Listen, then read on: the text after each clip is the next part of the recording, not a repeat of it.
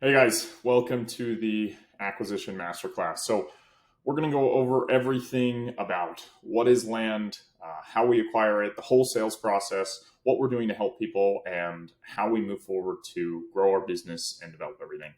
So first, I feel like to be a good acquisition personnel, we need to understand what is land, how is it different from other asset classes, and how can we come in and provide a service to the people that we talk to. So if you look at land as opposed to, let's say, a single family home, there's a huge difference there. And the reason is when you have a single family home, it's very easy to sell. It's very easy to understand its price, its worth, and so on. For example, let's say you're in a subdivision where there's 100 homes around you, which is what most of America is built off. And you have one house and you want to sell it. Well, the way you're going to figure out what it's worth is you're going to look at what homes sold for nearby you, probably in your neighborhood or in surrounding neighborhoods. So if they sold between 500,000 and 550,000, your house is probably going to sell for that range. Maybe it'll go plus or minus $10,000 or $20,000, but not a huge dramatic change, right? It's not going to sell for 300,000. It's also not going to sell for $1 million, right? The market doesn't support those prices on the low end and on the high end. Even if your house is like totally different, you've changed it a ton, it's probably not going to sell for twice as much as the house nearby it, right?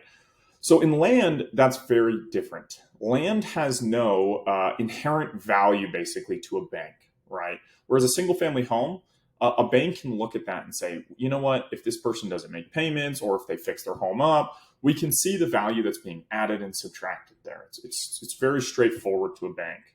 Whereas land, there's no inherent value for it. So what happens is selling land is much different than selling a home or selling a stock or other kind of asset classes. So that's where we come in.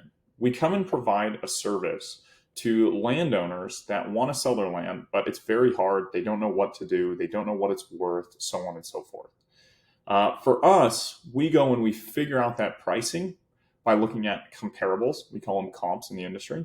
And we go and figure that out. Okay, is the land similar to this? Is it in the same area? Does it have the same road frontage? All of these things. And we take it as a collective and figure it out for these people.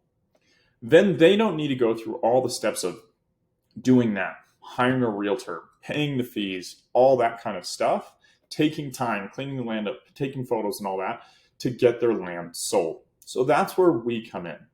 Obviously, then for us, we want to get paid on the difference of the service we provide, meaning they're going to sell us their land at a discount because we're providing all of these services. They don't need to do all those themselves, right?